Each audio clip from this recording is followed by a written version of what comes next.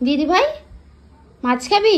না, বড্ড আসগো। এদিকে মাছ খেতে চায় না আর বলে কি ফিশ ব্যাটার ফ্রাই খাবে। তাহলে চলো তৈরি করে নি ফিশ ব্যাটার ফ্রাই। বলতো অনেক সময় ভেটকি, পাবদা এসব মাছ বাজারে পাওয়া যায় না, তখন আর কি এই সব মাছই উপায়। দেখতেই পেলে মাছে অল্প নুন মাখিয়ে কড়াতে অল্প তেল দিয়ে ভালো করে ভেজে নিলাম। তারপর মাছের কাঁটা ও ছাল ভালো করে আলাদা করে নিলাম। এবার ম্যারিনেশনের পালা। অল্প লেবুর রস, লঙ্কা বাটা, আদা বাটা, রসুন বাটা ও গোলমরিচ এবং নুন দিয়ে ভালো করে মিক্স করে নেব। এর একটা ব্যাটার তৈরি করতে হবে, যার জন্য প্রয়োজন কর্নফ্লাওয়ার, 1 চামচ বাটার, একটা ডিম এবং সামান্য নুন এবং গোলমরিচ। প্রয়োজনে একটু জল দিয়ে ভালো করে মিক্স করে দেব এবং উপর দিয়ে দিয়ে দেবো কিছুটা বেসন। এবার এটাকে রেখে দেবো 5 মিনিটের জন্য ফ্রিজে। 5 মিনিট পর ফ্রিজ থেকে বেরো করে নিয়েছি। এবার মাছগুলোকে ব্যাটারের মধ্যে চুবিয়ে সোজা দেবো কড়ার মধ্যে। এবার এপাশ ওপাশ ভালো করে ভেজে নিলেই তৈরি তোমার আমার প্রিয় ঘরোয়া ফিশ ফ্রাই। দেখলে তো কতটা ইজি। এবার তোমরাও বানিয়ে খেও এবং আমাকেও কমেন্টে জানিও, আর সাবস্ক্রাইব করতে ভুলো না কিন্তু।